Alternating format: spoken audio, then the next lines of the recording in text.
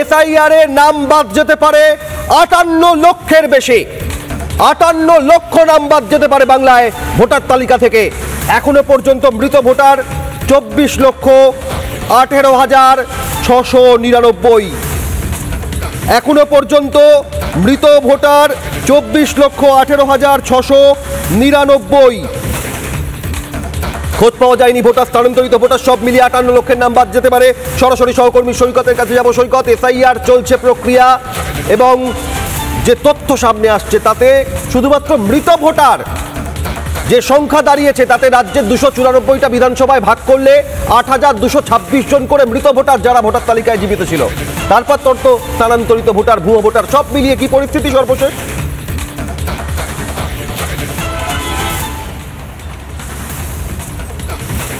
দেখো, সব মিলিয়ে যেটা জানা যাচ্ছে বা কমিশনের তরফ থেকে যে ডেটা গতকালকে পাওয়া গেছে, লাস্ট আপডেট যেটা পাওয়া গেছে সেটা হলো 58 লক্ষের কিছুটা বেশি।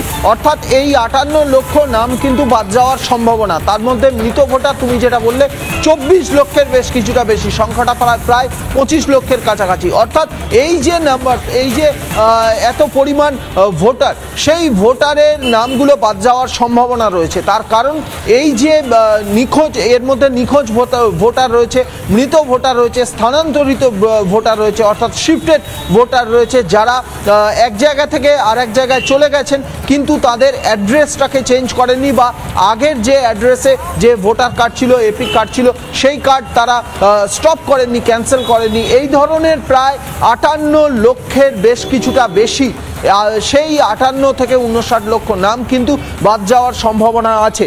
তবে এর পাশাপাশি আরও একটা ইনফরমেশন যেটা কমিশনের তরফ থেকে জানা যাচ্ছে যে 16 তারিখে যে খসড়া ভোটার লিস্ট বেরোবে, সেই খসড়া ভোটার লিস্টের পরে যে হিয়ারিং হবে, সেই হিয়ারিংটা কিন্তু অত্যন্ত গুরুত্বপূর্ণ।